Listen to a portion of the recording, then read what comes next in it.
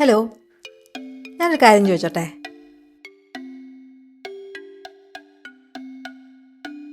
നിങ്ങൾ ഹാപ്പിയാണോ?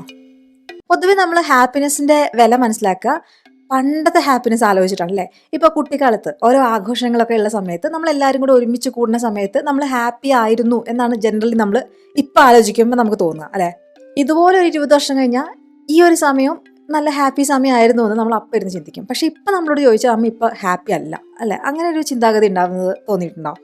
പൊതുവേ നമ്മൾ ചിന്തിക്കുക I will be happy when ഇന്നൊരു കാര്യം സംഭവിച്ചാൽ അല്ലേ. പക്ഷേ സത്യം എന്താ?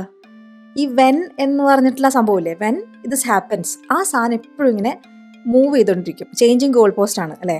ആദ്യം ചിലപ്പോൾ ഒരു ജോലിയായിരിക്കും, പിന്നെ നല്ലൊരു ഭാര്യയോ ഭർത്താവോ, പിന്നെ ചിലപ്പോൾ വെയിറ്റ് കുറഞ്ഞാൽ ഞാൻ ഹാപ്പി ആവും. അങ്ങനെ എന്തെങ്കിലുമൊക്കെ കാര്യങ്ങൾ അച്ചീവ് ചെയ്താണ് ഞാൻ ഹാപ്പി ആവുക. അത് സംഭവിച്ചാൽ ഹാപ്പിനെസ് ഗ്യാരൻറ്റീഡ് ആണ് എന്നുള്ള രീതിയിൽ നമ്മൾ ചിന്തിക്കും.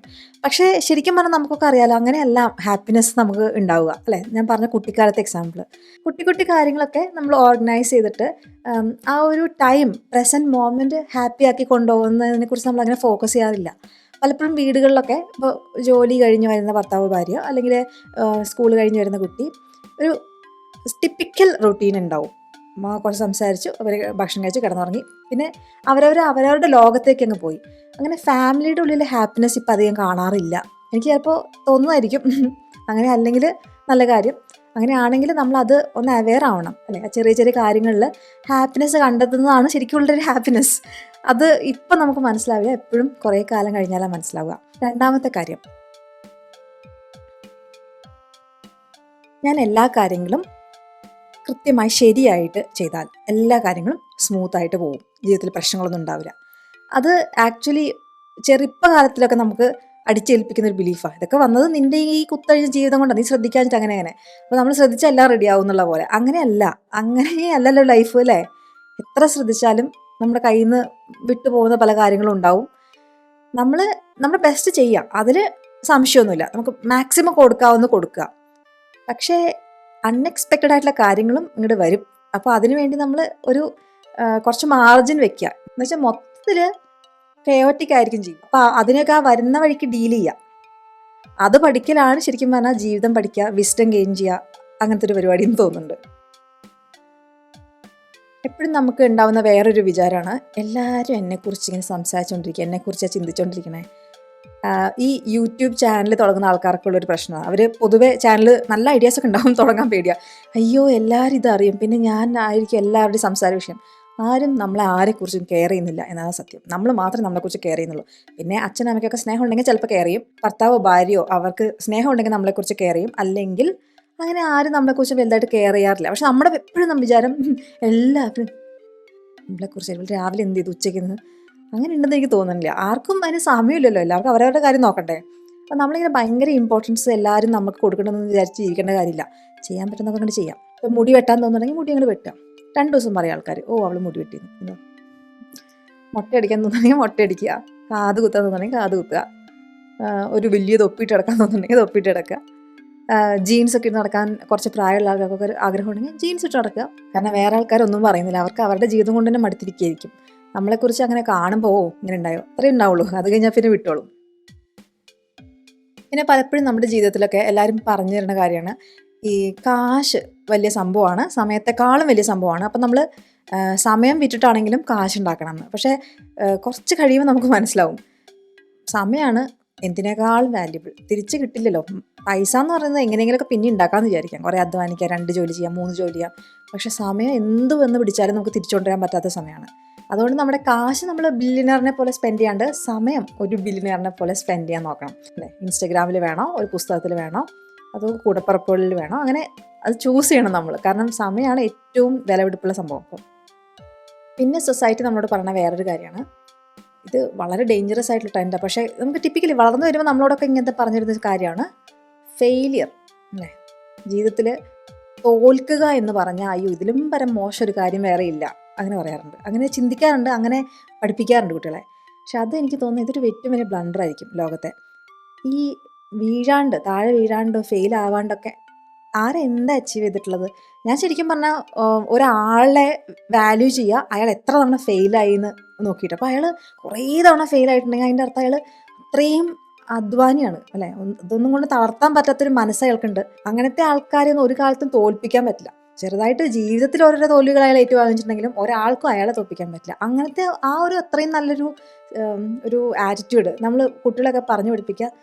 തോറ്റാ കഴിഞ്ഞു കാര്യം, അങ്ങനെ. അത് വളരെ മോശമാണ്. അത് ഞാൻ ജീവിതത്തിലും പലരെയും കണ്ടിട്ടുണ്ട്. അങ്ങനത്തെ ആൾക്കാരെ കുറിച്ചൊക്കെ നമ്മൾ വായിക്കാറുണ്ട്. ജീവിതത്തിൽ എല്ലാം സക്സസ്ഫുൾ ആയി ചെയ്യുക എന്നുള്ളൊരു മൈൻഡ് സെറ്റും കുറേ കാലം ചിലപ്പോൾ കുട്ടിയൊക്കെ ആയിരുന്നപ്പോൾ അത് അച്ചീവ് ചെയ്തിട്ടുണ്ടാവും. കുറച്ച് കഴിയുമ്പോൾ ജീവിതത്തിൽ എല്ലാ കാര്യങ്ങളും അങ്ങനെ നന്നായി അവരുടെ രീതിക്ക് വരാത്തപ്പം തോൽവികൾ വന്നു തുടങ്ങുമ്പോൾ അവർക്കത് സഹിക്കാൻ പറ്റാത്തൊരവസ്ഥയായി പോവുക. ഈ തോൽവികൾ വളരെ ഇമ്പോർട്ടൻ്റ് ആണ്. അത് ആക്സെപ്റ്റ് ചെയ്യാൻ, അത് ഗ്രേസ്ഫുള്ളി അതിനെ നേരിടാനൊക്കെ നമ്മൾ പിള്ളേരൊക്കെ പഠിപ്പിക്കണം. പിന്നെ നമ്മളെ തന്നെ ഒന്ന് പഠിപ്പിക്കണം അറിയില്ലെങ്കിൽ. ഫെയിൽ ചെയ്യാത്ത ഒരാളാണെന്ന് പറഞ്ഞാൽ എൻ്റെ ദൈവം അതെന്ത് മനുഷ്യനാണോ അല്ലേ. ഫെയിൽ ചെയ്യാത്ത ഒരാൾ എന്ന് പറഞ്ഞാൽ അയാളൊന്നും ചിലപ്പോൾ ട്രൈ ചെയ്തിട്ടുണ്ടാവില്ല അല്ലേ. എന്തെങ്കിലും ഒന്ന് ട്രൈ ചെയ്ത് നമ്മൾ ഫെയിൽ ആവാൻ ചാൻസ് ഇല്ലേ?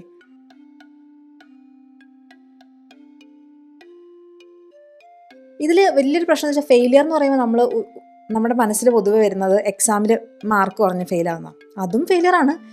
പക്ഷേ അതിനേക്കാളും വലിയ ഫെയിലിയേഴ്സ് നമ്മൾ എന്താ പറയുക, ഒരു ചായ ഉണ്ടാക്കാൻ ശ്രമിച്ചു, അത്ര ഫ്ലോപ്പായി എന്ന് പറയില്ലേ, അതൊരു ഫെയിലിയറാണ്. അല്ലെങ്കിൽ ഒരു പടം വരയ്ക്കാൻ ശ്രമിച്ചു, ആനേനെ വരയ്ക്കാൻ ശ്രമിച്ചു, കുതിരയായി എന്ന് പറഞ്ഞാൽ അതൊരു ഫെയിലിയർ. അങ്ങനെ നമ്മൾ എന്തെങ്കിലുമൊക്കെ ശ്രമിച്ച് അത് നടക്കാതിരിക്കുക. അപ്പോൾ എന്തെങ്കിലും ഒരു കാര്യം ശ്രമിച്ച് പക്ഷേ അത് വലിയ പുലി ആവാണ്ടിരിക്കുക, ഒരു മീഡിയോക്കർ ആയിട്ടുള്ള ഒരാളായിട്ട് അതിൽ മാറുക. ആ ഒരു ഇത് ഓക്കെയാണ്, അത് ആക്സെപ്റ്റ് ചെയ്യുന്നൊരു മനസ്സ് നമുക്ക് ഉണ്ടാവണം. അപ്പം ഞാൻ പാട്ട് പാടാൻ വളരെ മോശമായിട്ടൊരാളാണ്. പാട്ട് എനിക്ക് പാടാൻ അങ്ങനെ അറിയില്ലെന്ന് വെച്ചാൽ ഞാൻ പാടും, പക്ഷേ ഞാൻ ഇന്നൊരു പാട്ടാണ് പാടുന്നത് ഞാൻ പറഞ്ഞു കൊടുക്കണം. മിക്കവാറും എൻ്റെ ഹസ്ബൻഡ് ഇത് ഏത് പാട്ടാണെന്ന് ചോദിക്കും. ഞാൻ ആദ്യം ആ പാട്ട് തന്നെയാണ് ഏകദേശം ഇങ്ങനെയൊക്കെ. പിന്നെ എൻ്റെ വക കുറച്ച് ഇംപ്രവൈസേഷനൊക്കെ ഇട്ടിട്ട് പാടിയതാണെന്ന് ഞാനങ്ങ് പറയും. എനിക്കത് ശരിക്കും അങ്ങനെ കിട്ടാറില്ല. പക്ഷെ അത് വെച്ചിട്ട് ഞാൻ പാട്ട് പാടുന്നത് കുറയ്ക്കാറൊന്നുമില്ല. ഞാൻ പബ്ലിക്കായിട്ട് പാടുന്നത് അങ്ങനെ പാടാറില്ല. പക്ഷേ വീട്ടിലൊക്കെ ഞാൻ നന്നായി പാട്ട് പാടും. അങ്ങനെ നമ്മൾ എന്താ പറയുക, നമ്മളിങ്ങനെ വളരെ മികച്ച രീതിയിൽ ചെയ്യുന്ന കാര്യങ്ങൾ മാത്രമേ ചെയ്യാവൂ അങ്ങനെയൊന്നുമില്ല. പിന്നെ ഇതിന് ഒരു വലിയ പ്രശ്നം എന്ന് വെച്ചാൽ ക്രിട്ടിക്സാണ്. എൻ്റെ ഹസ്ബൻഡ് പറയാറുള്ളത്, ഈ ഭയങ്കര അറിവുള്ള ആൾക്കാർ ഈ സാധാരണ ആൾക്കാരൊക്കെ ചെയ്യുമ്പോൾ അയ്യേ എന്തോ ഇത് എന്നുള്ള രീതിയിൽ പുച്ഛം വിടില്ലേ, അവിടെ നമ്മൾ തകർന്നു പോകും. തകരാൻ പാടില്ല രാമൻകുട്ടി. നമ്മളൊക്കെ എന്തെങ്കിലും കാര്യം നമുക്ക് ഇഷ്ടമാണ് ചെയ്യുന്നത്. ഇപ്പോൾ പാട്ട് പാടാൻ എനിക്ക് ഇഷ്ടമാണ്, പക്ഷെ അറിയില്ല, എന്ത് ചെയ്യണം, പാടുക. അല്ലാണ്ട് ആൾക്കാർക്ക് ഡിസ്റ്റർബൻസ് ഉണ്ടാവാത്ത വിധത്തിലൊക്കെ ചെയ്യുക ആ കാര്യമൊക്കെ. അങ്ങനത്തെ കാര്യങ്ങളൊന്നും നമുക്ക് പേടിയാണ്. അതിൽ 2 തരത്തിലുള്ള ആറ്റിറ്റ്യൂഡ് ഞാൻ കണ്ടിട്ടുണ്ട്. ഒരേ കൂട്ടർ എങ്ങനെയാണെന്ന് വെച്ചിട്ടുണ്ടെങ്കിൽ അവർക്ക് ഭയങ്കര പെർഫെക്ഷൻ കുറച്ചധികം ഉള്ള ആൾക്കാർ, അവർക്ക് നന്നായി ചെയ്യാൻ പറ്റില്ലെങ്കിൽ ഞാൻ ചെയ്യില്ല എന്നുള്ള രീതിയിൽ. അത് ഒരു ടൈപ്പ് ആൾക്കാർ. ചില ആൾക്കാർക്ക് ചെയ്യണമെന്ന് ആഗ്രഹമുണ്ട്, നാട്ടുകാരെന്ത് പറയുക അല്ലെങ്കിൽ വീട്ടുകാരെന്ത് പറയുന്നുള്ളൊരു പേടിയിൽ ചെയ്യാണ്ടിരിക്കണേ. ഞാൻ പറയുകയാണെങ്കിൽ ധൈര്യമായി ചെയ്യണം മിസ്റ്റർ. അതൊക്കെയല്ലേ ലൈഫ്. ഞാൻ നേരത്തെ പറഞ്ഞു തീർന്നു പോകും. അതിന് മുമ്പ് ഇതൊക്കെ ചെയ്തു തീർക്കണം. വേറെ നമ്മളെ വളർത്തിക്കൊണ്ടുവരാൻ നമ്മളോട് പറയുന്നത് നിനക്കൊക്കെ ഇഷ്ടം പോലെ സമയമുണ്ടല്ലോ. സത്യം പറയട്ടെ, ഒട്ടും സമയമില്ല കേട്ടോ. നമ്മളൊന്ന് പറയുമ്പോഴേക്കും സമയം കഴിഞ്ഞു അല്ലേ. ഇപ്പോൾ കഴിഞ്ഞ കാലങ്ങളൊക്കെ ഇതിപ്പോൾ ഏത് വർഷം, 2025. ഇടയ്ക്കിടയ്ക്ക് എനിക്ക് ഇതൊക്കെ മറന്നു. 2020 അല്ല, അത് കഴിഞ്ഞാൽ 25 4 എവിടെ പോയി 3 എവിടെ പോയി എന്നൊക്കെ ഞാൻ ആലോചിക്കാറുണ്ട്. ചിലപ്പോൾ ഒരു പിടുത്തവും കിട്ടില്ല ഈ വർഷം പോകണത് കണ്ട. അപ്പോൾ എല്ലാവർക്കും കുറേ ആഗ്രഹങ്ങളൊക്കെ ഉണ്ടാവും. കഴിഞ്ഞ ദിവസം ഒരാൾ പറഞ്ഞിട്ട് ആഗ്രഹങ്ങളൊന്നുമില്ല. അപ്പോൾ അങ്ങനെ എങ്ങനെയാ ഉണ്ടായിരിക്കും. ആരൊക്കെയോ അത് ഒതുക്കാൻ പറഞ്ഞിട്ട് അത് ഫുള്ളങ്ങ് ഒതുങ്ങിപ്പോയിട്ടുണ്ടാവും. ഒന്ന് ചിരണ്ടി നോക്കിയാൽ അവിടെ ഉണ്ടാവും ആഗ്രഹങ്ങളൊക്കെ. ഒക്കെ എടുത്ത് ചെറുതായിട്ട് ഓരോന്ന് കാര്യങ്ങളൊക്കെ ചെയ്യുക, ഇഷ്ടങ്ങളൊക്കെ ചെയ്തു തുടങ്ങുക അല്ലേ. സമയമില്ല കേട്ടോ, നമ്മൾ വിചാരിക്കുന്ന പോലെയല്ല. പിന്നെ ഇത് ഇന്ത്യയിൽ തന്നെ ഒരു മിത്താന്ന് തോന്നുന്നു കേട്ടോ. നമ്മൾ എല്ലാവരും വിചാരിക്കണേ ഈ കുട്ടികളെയൊക്കെ നേരത്തെയും കൂടെ സ്കൂളിലൊക്കെ ചേർക്കുക. 5 വയസ്സാകുമ്പോഴേക്കും ചേർത്താൽ 14 വയസ്സാകുമ്പോഴേക്കും 10ാം ക്ലാസ് കഴിയും, അപ്പോഴേക്കും വലിയ പുലിയാവും. ഇങ്ങനെ എന്താ പറയുക, എല്ലാ കാര്യങ്ങളും ഇന്നൊരു സമയത്തിനുള്ളിൽ തീർക്കുക, അല്ലെങ്കിൽ സമയത്തിന് മുമ്പ് തീർക്കുക, ഭയങ്കര ഒരു പ്രഷറാണ്. ഇപ്പോൾ ഇവിടെ ജർമ്മനിയിലൊക്കെ ആൾക്കാർ ഒരു വർഷം ചിലപ്പോൾ ഗ്യാപ്പൊക്കെ എടുക്കും. അല്ലെങ്കിൽ ഇവിടെ 1ാം ക്ലാസ്സിൽ ചേർക്കാൻ 6 വയസ്സിൽ ചേർക്കാൻ പറ്റും. പക്ഷേ എല്ലാ മാതാപിതാക്കളും ഇങ്ങനെ അയ്യോ എൻ്റെ മോൻ അത്രയ്ക്ക് വലുതായിട്ടില്ല, ഒരു 7 വയസ്സ് ചേർക്കാമെന്ന് ഞാൻ വിചാരിക്കുന്നത്. ഇങ്ങനെ പറയും. വിചാരിക്കും അയ്യോ ഇത് വളരെ ഡിഫറെൻറ്റ് ട്രെൻഡാണല്ലോ. നമ്മുടെ നാട്ടിലൊക്കെ 5 വയസ്സാകുമ്പോഴേക്കും ചേർക്കാൻ നോക്കുന്ന പാരൻസാണ് കണ്ടിട്ടുള്ളത്. എന്ന് വെച്ചാൽ അപ്പോഴേക്കും ക്ലാസ്സിലെ ഏറ്റവും യങ്ങസ്റ്റ് അച്ചീവറായി മാറാലോ എന്നുള്ള രീതിയിൽ. ഇവിടെ നേരെ തിരിച്ചാൽ അത് ചെറുതാണ്, അതിന് ആ ഒരു കുട്ടികളോട് ഒത്തു നിൽക്കാൻ പറ്റില്ല, കുറച്ചുകൂടെ ഒന്ന് വലുതായിട്ട് 1ാം ക്ലാസ് ചേർത്താൽ മതി എന്നാണ് എല്ലാ പാരൻസും ചിന്തിക്കണേ. അങ്ങനെ അല്ലാത്തൊരു പാരൻറ്റിനെ ഞാൻ കണ്ടിട്ടില്ല. ഞാൻ പറഞ്ഞത് ഇന്ത്യൻ പാരൻസ് അല്ല. അപ്പോൾ അങ്ങനത്തെ ആ ഒരു മൈൻഡ് സെറ്റ് എനിക്ക് ഇഷ്ടമായി. ഈ പിള്ളേരെ ഇങ്ങനെ ചെറുപ്പത്തിലേ തള്ളി ഈ ചെറിയ പ്രായത്തിലേ ഹൈ അച്ചീവേഴ്സ് ആക്കേണ്ട കാര്യമൊന്നുമില്ല അല്ലേ. അവർ അച്ചീവ് ചെയ്യുന്നുണ്ടെങ്കിൽ വെൽ ആൻഡ് ഗുഡ്. പക്ഷെ നമ്മൾ എന്തോ അവർക്ക് മിസ്സായി പോയി അങ്ങനെയൊന്നും വിചാരിക്കേണ്ട കാര്യമില്ല. അതുപോലെ 25 വയസ്സിനുള്ളിൽ കല്യാണം കഴിച്ച് വീട് ലോണൊക്കെ ഉണ്ടാവണം, ആ രീതിയിലൊക്കെ കുറേ അലിഖിത നിയമങ്ങൾ നേരത്തെ പറഞ്ഞ മാതിരി അതിനൊന്നും വലിയ കാര്യമില്ല അല്ലേ. ഇപ്പോൾ 30 വയസ്സിലായ എന്താ പ്രശ്നം, 35-ലായ എന്താ പ്രശ്നം, എന്താണെന്നറിയില്ല. ഇതൊക്കെ നമുക്ക് ഭയങ്കര ബുദ്ധിമുട്ടുള്ള കാര്യങ്ങളാണ്. എത്ര 28ഓ, അയ്യോ കല്യാണം ആയില്ലേ, അങ്ങനെയൊക്കെ ആൾക്കാരെ പേടിപ്പിക്കുന്ന രീതിയിൽ എത്രയോ ഭീകരമായ കാര്യങ്ങൾ ലോകത്തുണ്ട്. അതൊന്നും നമുക്ക് ആർക്കൊരു വിഷയമല്ല. ഇങ്ങനെ എന്തെങ്കിലും 25 വയസ്സിനുള്ളിൽ അച്ചീവ് ചെയ്തില്ല എന്ന് പറഞ്ഞാൽ പിന്നെ അയ്യോ പിന്നെ 2 ദിവസം അതിനെക്കുറിച്ച് തന്നെ നമുക്ക് പറയാം, എന്തൊരു മോശം. അടുത്ത കാര്യം, ഇത് വളർന്നു വരുമ്പോൾ നമ്മുടെയൊക്കെ മനസ്സിൽ എവിടുന്നൊക്കെയോ വരുന്ന കുറേ ചിന്താഗതികളാട്ടോ. എന്നുവെച്ചാൽ ഇപ്പോൾ ഞാനൊരു കാര്യം പറഞ്ഞു, ഇയാൾക്കത് ഇഷ്ടപ്പെട്ടില്ല, അപ്പോൾ ഇയാൾ അത് ശരിയല്ല എന്ന് ഇയാൾക്കൊരു അഭിപ്രായമുണ്ട്. അപ്പോൾ അത് നിങ്ങൾ എൻ്റെ അടുത്ത് പറഞ്ഞു, ഉടനെ തന്നെ ഞാൻ നിങ്ങളെ അങ്ങോട്ട് വെറുക്കണം, അല്ലെങ്കിൽ എനിക്ക് ഇഷ്ടപ്പെടാതിരിക്കണം നിങ്ങളെ എന്നൊരു ആ ഒരു ട്രെൻഡ്. അതിന് പകരം ഞാനൊരു കാര്യം പറഞ്ഞു, നിങ്ങൾക്ക് ആ പറഞ്ഞ കാര്യത്തോട് വിയോജിപ്പുണ്ട്, അപ്പോൾ നമ്മൾ ഫ്രണ്ട്സാണ്, പക്ഷേ ഒരു കാര്യം എൻ്റെ ഒരു ചിന്താഗതി വേറെയാണ്, നിങ്ങളുടെ ഒരു ചിന്താഗതി വേറെയാണ്, അതുകൊണ്ട് നമുക്ക് എന്താ കുഴപ്പമൊന്നുമില്ല, നമുക്ക് പിന്നെയും ഫ്രണ്ട്സായി കഴിയാം. അങ്ങനെ ഒരു ചിന്താഗതി കുറച്ച് കുറവുള്ള പോലെ തോന്നിയിട്ടുണ്ട് എനിക്ക്. ശരിക്കും പറഞ്ഞാൽ നമ്മുടെ ജീവിതത്തിലെ മിക്ക കാര്യങ്ങളും സത്യങ്ങളല്ല, ഒപ്പീനിയൻസ് ആണല്ലോ, ഒരു അഭിപ്രായങ്ങളാണ്. പല കാര്യങ്ങളും വേറെ ആൾക്കാരുടെ അഭിപ്രായങ്ങളും ചിന്താഗതി രീതികളും ഒക്കെ മനസ്സിലാക്കാനുള്ളൊരു ക്യൂരിയോസിറ്റി ഉണ്ടാക്കുക, അല്ലാണ്ട് നേരെ കയറി നീ തെറ്റാണ് അല്ല, അങ്ങനെ ഒരു ഭയങ്കര ടെൻഡൻസിയാണ് നമുക്ക് എല്ലാവർക്കും. നമ്മൾ ഒരാൾ പറയുന്നത് കേട്ടുകൊണ്ടിരിക്കേണ്ട അർത്ഥം അയാൾ പറയുന്നതിനോട് മുഴുവൻ യോജിക്കുക എന്നല്ല. നമ്മൾ വേറൊരാളുടെ പേഴ്സ്പെക്റ്റീവ് മനസ്സിലാക്കാൻ ശ്രമിക്കുക എന്ന് മാത്രമേ ഉള്ളൂ. പക്ഷെ നമ്മളങ്ങനെ ഇരുന്നാൽ നീ എന്താ മിണ്ടാതിരുന്ന്, നീ എന്താ ഒന്നും പറയാതിരുന്നേ, നിനക്കത് ഇഷ്ടമല്ലെങ്കിൽ പറയായിരുന്നില്ലേ, എല്ലാം കൂടെ പറയണമെന്നില്ലല്ലോ, അയാളുടെ പേഴ്സ്പെക്റ്റീവ് ഒന്ന് കേൾക്കട്ടെ, എൻ്റെ ഒരു ഒപ്പീനിയൻ പോലെയല്ല അയാളുടെ. ആ ഒരു ചിന്താഗതി നമുക്ക് അല്ലേ കുറവല്ല. അതോ ഇനി എനിക്ക് മാത്രമുള്ള ഒരു ചിന്താഗതിയാണോ ഇത്? ഞാൻ പൊതുവേ സമൂഹത്തിൽ കണ്ടിട്ടുള്ള കുറച്ച് എന്താ പറയുക, ഇങ്ങനെയൊന്നും അല്ല ആവേണ്ടതെന്ന് തോന്നിയിട്ടില്ല, എന്നാൽ എല്ലാവരും ആക്സെപ്റ്റ് ചെയ്യുന്ന കുറച്ച് കാര്യങ്ങളാട്ടോ. വേറൊരു കാര്യം കണ്ടേക്കണേ, ഞാൻ ഈ ഇംഗ്ലീഷ് പഠിപ്പിക്കുന്നതാണ്. എനിക്ക് 40 വയസ്സായി, ഇനി ഇംഗ്ലീഷ് പഠിക്കാൻ പറ്റുമെന്നൊക്കെ. എനിക്ക് ഏറ്റവും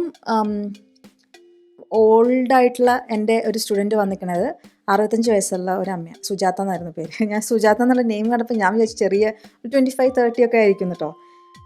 പക്ഷേ ഒരു 65 60യുടെ പ്ലസ് ഉണ്ട് അവരാണെന്നും.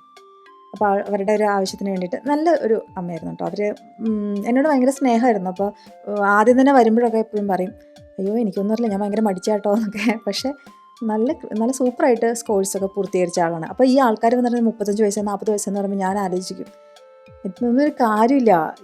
നമ്മൾ ഭയങ്കരമായിട്ട് ഏജിൽ ഫിക്സേറ്റഡ് ആണ് അല്ലേ. ഇപ്പോൾ നമ്മളെക്കാട്ടൊരു 5 വയസ്സ് കുറവുള്ള ഒരാളുടെയും നമ്മൾക്ക് എപ്പോഴും ചിന്ത, അയ്യോ അവൻ ഇത്രയും കാര്യങ്ങൾ അച്ചീവ് ചെയ്തു ഇത്രയും ചെറിയൊരു ഏജിൽ, ഞാൻ ഇത്രയും വയസ്സായി എൻ്റെ ഒന്നും ആയില്ല, അങ്ങനെയൊക്കെ ഒരു ചിന്താഗതിയാണ്. ശരിക്കും പറഞ്ഞാൽ ചിന്തിക്കേണ്ടത് നമ്മളെങ്ങനെയായിരിക്കും, എൻ്റെ ഒരു ഇത് പറയാം കേട്ടോ. നമ്മളൊക്കെ യങ് ആയിട്ടുള്ള ആൾക്കാരാണ്, എല്ലാവരും യങ് ആയിട്ടുള്ള ആൾക്കാരാണ് മനസ്സിൽ. നമ്മൾ ഓരോ എന്താ പറയുക സമയത്ത് മാത്രം നമ്മൾ ഈ ഭൂമിയിൽ വന്നു, അത്രേ ഉള്ളൂ.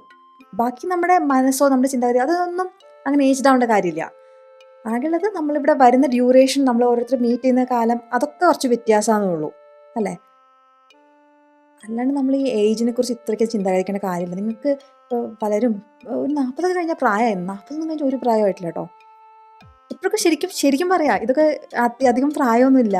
ഇവിടെയൊക്കെ 90 വയസ്സിൽ അമ്മൂമ്മ വരെ കൂളായിട്ട് നടക്കണം. ഏജിനെ നമ്മൾ ഇത്രയധികം അങ്ങനെ പേടിക്കേണ്ട കാര്യമില്ല. പിന്നെ നമ്മൾ ഹെൽത്തി ആയിട്ട് ഇരിക്കുക, അല്ലെങ്കിൽ എല്ലാം കൈയൊന്നും മൂവ് ചെയ്യാത്ത അവസ്ഥയാണെങ്കിൽ നമുക്ക് കുറച്ച് ഫിസിക്കലി കുറച്ച് ബുദ്ധിമുട്ടുണ്ടാകും. അപ്പം നമ്മൾ ചിന്താഗതികൾ ചിലപ്പോൾ അത് കാരണം എഫക്റ്റ് ആവാൻ ചാൻസ് ഉണ്ട്. അതുകൊണ്ട് ഹെൽത്തി ആയിട്ട് ഇരിക്കാൻ ശ്രമിക്കുക. പക്ഷേ ഇപ്പോൾ നമ്മുടെ KFC ഒക്കെ തുടങ്ങിയ കേണൽ സാൻഡേഴ്സ് ഇല്ലേ, അവർ 65 വയസ്സിലാണ് KFC തുടങ്ങിയത്. അങ്ങനെ വളരെ പ്രായമായിട്ടും ജോബ് സ്വിച്ച് ചെയ്യുന്ന ആൾക്കാർ, ഇപ്പോൾ ടീച്ചറായ ആൾ പെട്ടെന്ന് ഡിസൈനറായി മാറുന്നു. അങ്ങനെ പല ആൾക്കാരും പ്രൊഫഷൻസൊക്കെ കുറച്ച് കഴിയുമ്പോൾ സ്വിച്ചൊക്കെ ചെയ്യുന്നുണ്ട്. നമ്മുടെ നാട്ടിൽ അതിനൊക്കെ ഭയങ്കര പേടിയാണ് അല്ല, അങ്ങനെ സ്വിച്ച് ചെയ്യുന്നത് കുറച്ച് കുറവല്ലേ. കുറച്ചുകൂടെ നമ്മളത് ലൈറ്റായിട്ട് എടുക്കാം അല്ലേ. നമുക്ക് കിട്ടിയൊരു സമയം നമ്മൾ ആദ്യകാലം ഇത്ര സ്പെൻഡ് ചെയ്തു.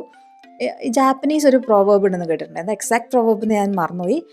നമ്മളൊരു റോങ് ട്രെയിനാണ് പിടിച്ചത്, റോങ് ഡയറക്ഷനിലേക്കുള്ള ട്രെയിനാണ് പിടിച്ചതെന്ന് നമുക്ക് ഉറപ്പുണ്ടെങ്കിൽ അടുത്ത സ്റ്റോപ്പിൽ ഇറങ്ങാമെന്ന്.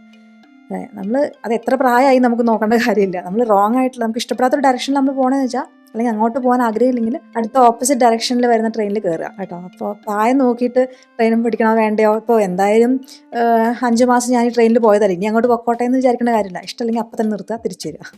അടുത്ത കാര്യം, ഇത് വളരെ ഇമ്പോർട്ടൻ്റ് ആയ കാര്യമാണ് കേട്ടോ. അത് അവസാനത്തേക്ക് വെച്ചത് എന്താണോ ഞാൻ അങ്ങനെ ചെയ്തത്. ഇതെനിക്ക് വളരെ ഇമ്പോർട്ടൻ്റ് ആയി തോന്നുന്നൊരു പോയിൻ്റാണ്. നമ്മൾ ജീവിതത്തിലേ പെട്ടെന്ന് നമ്മൾ ഓരോ കാര്യങ്ങൾ സാധിച്ചില്ല, അല്ലെങ്കിൽ കിട്ടിയില്ല, ചെയ്യാൻ പറ്റുന്നില്ല എങ്കിൽ നമ്മൾ സ്റ്റക്കാണ്, നമ്മൾ ഒരു കാര്യം ചെയ്യുന്നില്ല, അങ്ങനത്തെ ഒരു ഫീലിംഗ് ആൾക്കാർക്ക് പൊതുവെ വരാറുണ്ട്. ഇരുന്ന് ആ പാകം വരുന്ന ആ രീതിയിൽ അതിൽ എന്താ അതിൻ്റെ പ്രോസസ്സിന് പറയാമെന്ന് എനിക്കറിയില്ല. അപ്പോൾ നല്ല വീഞ്ഞാണെങ്കിൽ കുറേ വർഷം ഇരിക്കണം അല്ലേ. അതിന് ഓരോ ഇത്തിരി പൊടി ഇട്ടിട്ട് അങ്ങനെ എന്തെങ്കിലും ഒരു മായം ചേർത്തിട്ട് ഒരു ഏജ്ഡ് വൈനാന്ന് തോന്നിക്കുന്ന രീതിയിലുള്ള ഒരു കാര്യം ചെയ്യുന്നതിനേക്കാളും അതിൻ്റെ ആ കാലത്തിൽ അതിൻ്റെ ഒരു ഭംഗി വരുന്നതല്ലേ, അല്ലെങ്കിൽ അതിൻ്റെ ഒരു ക്വാളിറ്റി വരുന്നതല്ലേ. എന്ന് വെച്ചാൽ എന്തെങ്കിലും ഒരു സാധനം കുറച്ച് സമയം എടുത്താൽ അത് ചെയ്യുന്നത് ശരിയല്ലാന്നോ, അല്ലെങ്കിൽ കുറച്ച് കാര്യം ബുദ്ധിമുട്ടാണെങ്കിൽ അത് ആ കാര്യമേ ശരിയല്ലാന്നോ, അല്ലെങ്കിൽ ചെയ്യാൻ കുറച്ച് സമയം എടുത്താൽ അത് ഔട്ട്ഡേറ്റഡ് ആണെന്നോ, അങ്ങനെയൊക്കെ ഒരു ചിന്താഗതി നമുക്ക്. അതുകൊണ്ടായിരിക്കും ഇപ്പോൾ ഈ fast food, fast internet, fast delivery അല്ലേ, പച്ചക്കറിയൊക്കെ 10 മിനിറ്റിൽ വീട്ടിലെത്തുന്നൊക്കെ കഴിഞ്ഞ ദിവസം എന്നോട് ഫ്രണ്ട് പറയുന്നുണ്ടായിരുന്നു. ആ ഒരു രീതിയിലേക്ക് നമ്മൾ മാറിയത്. എന്ന് വെച്ചിട്ട് എല്ലാ കാര്യങ്ങളും കുറേ വർഷം എടുത്ത് ചെയ്യണമെന്നല്ല, പക്ഷെ ചില കാര്യങ്ങൾക്ക് കുറേ വർഷങ്ങളെടുത്ത് അല്ലെങ്കിൽ കുറേ മാസങ്ങളൊക്കെ എടുത്ത് ചെയ്യേണ്ട കാര്യങ്ങൾ ഉണ്ടാവില്ലേ. സ്ലോ എന്ന് പറയുമ്പോൾ നമ്മൾ മനസ്സിൽ വരിക സ്റ്റക്ക് ആയി എന്നുള്ളൊരു ഫീലിംഗാണ്. അല്ലെങ്കിൽ എന്തെങ്കിലും കാര്യങ്ങൾ ഈസി എന്ന് പറഞ്ഞാൽ അതാണ് ശരി, അല്ലെങ്കിൽ എന്തെങ്കിലും കാര്യം വളരെ പെട്ടെന്ന് ചെയ്യാൻ പറ്റുന്നതെന്ന് പറഞ്ഞാൽ അതാണ് ബെറ്റർ. അങ്ങനെയൊക്കെ ഒരു ഫീലിംഗ് നമുക്ക് എല്ലാത്തിനെ കുറിച്ചും വന്നിട്ടുണ്ട്. ഞാൻ ഇംഗ്ലീഷ് പഠിപ്പിക്കുമ്പോഴാണ് എനിക്കിതിൻ്റെ ഒരു ഇത് വരിക. 1 മാസം കൊണ്ട് പഠിക്കാൻ പറ്റുമോ? ഒരു ഭാഷയൊന്നും 1 മാസം കൊണ്ട് പഠിക്കാൻ പറ്റില്ല. ഞാൻ എടുക്കുന്ന കോഴ്സ് 1 മാസത്തെയാണ്, പക്ഷേ അത് വാട്സാപ്പ് കോഴ്സ് ഉണ്ട്, അത് 1 മാസത്തെയാണ്. അതിൻ്റെ മെറ്റീരിയൽ അവരെ കൊണ്ട് വീണ്ടും വീണ്ടും പ്രാക്ടീസ് ചെയ്യാനുള്ള കാര്യങ്ങളൊക്കെ ഞാൻ കൊടുക്കുന്നുണ്ട്. അപ്പോൾ അത് വെച്ച് പ്രാക്ടീസ് ചെയ്യണം. എനിക്ക് എൻ്റെ ഭാഗത്ത് ചെയ്തു തരേണ്ട കാര്യങ്ങളാണ് ഞാൻ 1 മാസം കൊണ്ട് ചെയ്തു തരുന്നത്. പിന്നെ അത് വെച്ച് നിങ്ങൾ പ്രാക്ടീസ് ചെയ്യണം. എത്രത്തോളം പ്രാക്ടീസ് ചെയ്യുന്നു അത്രത്തോളം നന്നാവും. അപ്പം അങ്ങനെ ഒരു രീതിയിൽ നമ്മൾ ഇരുന്ന് കുറച്ച് സമയം എടുത്ത് കാര്യങ്ങൾ ചെയ്യുക. ഇപ്പോൾ ഒരു പെയിൻറ്റിങ് പഠിക്കണമെങ്കിൽ കുറച്ച് കാലം അത് പ്രാക്ടീസ് ചെയ്ത് ചെയ്യുക. അല്ലെങ്കിൽ ഇപ്പോൾ കുറേ ആൾക്കാരുണ്ട് കോഡിങ് ഒക്കെ പഠിക്കണം എന്ന് ആഗ്രഹമുണ്ട്, പക്ഷേ പെട്ടെന്ന് വേണം. ഇത് അങ്ങനെ നടക്കില്ല. നമ്മൾ ആ ചില കാര്യങ്ങൾക്ക് ആ ടൈം എടുക്കുന്നത് ഇമ്പോർട്ടൻ്റ് ആണ്. യൂട്യൂബ് വീഡിയോനെ കുറിച്ച് കഴിഞ്ഞ ദിവസം ഞാനൊരു വീഡിയോ ഇട്ടിരുന്നു, എങ്ങനെയാണ് നമുക്ക് സ്റ്റാർട്ട് ചെയ്യേണ്ടത് യൂട്യൂബിൽ നിന്ന്. അതിലെല്ലാവരും അങ്ങോട്ടും ഇങ്ങോട്ടും സബ്ബൊക്കെ ചെയ്ത് സ്റ്റാർട്ട് ചെയ്യാമെന്നാണ് പറയണേ. അതൊക്കെ ഒരു ഹാക്ക് പോലെ, ക്വിക്ക് ഹാക്സ് പോലത്തെ കാര്യങ്ങളാണ്. അതൊന്നും നിലനിൽക്കുന്നതല്ല. നമ്മൾ ഓർഗാനിക്കായിട്ട് യൂട്യൂബ് വീഡിയോസിന് വ്യൂസ് വന്ന് ആൾക്കാർക്ക് ഇഷ്ടമുണ്ടെങ്കിൽ, നമ്മുടെ കോണ്ടൻറ്റ് ഇഷ്ടമുണ്ട്, കാണാൻ കേൾക്കാൻ താല്പര്യം ഉണ്ടെങ്കിൽ അവർ വന്ന് ക്ലിക്ക് ചെയ്ത് അങ്ങനെ ഗ്രോ ചെയ്യണം. എൻ്റെ ഇംഗ്ലീഷിൻ്റെ ചാനലൊക്കെ അങ്ങനെയാണ് ഗ്രോ ചെയ്തേക്കണേ. ഈ ചാനലും നന്നായി ഗ്രോ ചെയ്യുന്നുണ്ട് ഇപ്പോൾ. അതിങ്ങനെയാണ് ഞാൻ പറയുന്ന കാര്യങ്ങൾ ആർക്കെങ്കിലും ഇഷ്ടപ്പെടുന്നുണ്ടെങ്കിൽ അവർ വന്ന് ക്ലിക്ക് ചെയ്യണം. അല്ലാണ്ട് ഞാൻ ഏതെങ്കിലും 5-6 ചാനലെടുത്ത് ഞാൻ നിങ്ങളെ സബ് ചെയ്യാം, നിങ്ങൾ എന്നെ സബ് ചെയ്യണമെന്ന് പറഞ്ഞാൽ വ്യൂസ് കിട്ടുമോ? അവർക്ക് ആർക്കെങ്കിലും എൻ്റെ കോണ്ടൻറ്റ് ഇഷ്ടമില്ലെങ്കിൽ കാണുമോ? അങ്ങനെയൊന്നും ഗ്രോ ചെയ്യില്ല. ആ ഒരു എന്താ പറയുക, പെട്ടെന്നുള്ള ഹാക്സ് എല്ലാവർക്കും ഒരു എന്താ പറയുക, അത് എന്നോട് ഒബ്സസ്ഡായി മാറുക. അപ്പോൾ ഇന്ന് ഇങ്ങനെ 10 കാര്യങ്ങളെക്കുറിച്ചാണ്. ഏതെങ്കിലും ഒരു കാലഘട്ടത്തിൽ നമ്മുടെ ജീവിതത്തിൽ ഇതൊക്കെ ഇങ്ങനെയാണ് എന്ന് വിചാരിച്ചതുണ്ടാവും. കുറച്ച് കാലം കഴിയുമ്പോഴാണ് മനസ്സിലാവുക ഇങ്ങനെയൊന്നും അല്ലാന്ന്. കുറച്ച് കാലം കഴിഞ്ഞിട്ടും മനസ്സിലാവാത്ത കുറേ ആൾക്കാരുണ്ടാവും. നിങ്ങൾക്ക് അങ്ങനെ എന്തെങ്കിലും അഭിപ്രായങ്ങളുണ്ടോ ഈ കാര്യങ്ങളെക്കുറിച്ച്? എന്തെങ്കിലും ഉണ്ടെങ്കിൽ പറയൂ. അല്ലെങ്കിൽ ഇതുപോലെ എനിക്ക് ഓർമ്മ വരാത്ത വേറെ വല്ല കാര്യങ്ങളുണ്ടോ? കുറച്ച് കാര്യങ്ങൾ നമ്മൾ മൊത്തത്തിൽ സമൂഹം തെറ്റിദ്ധരിച്ചിരിക്കണം, ഇങ്ങനെയാണ് എന്ന് എല്ലാവരും കൂടെ വിശ്വസിക്കുന്ന ഒരു കാര്യം. എന്നാൽ ശരിക്കും അങ്ങനെയല്ല ചെയ്യേണ്ടതെന്ന് നിങ്ങൾക്ക് തോന്നുന്ന വല്ല കാര്യം ഉണ്ടെങ്കിൽ പറയൂ കേട്ടോ.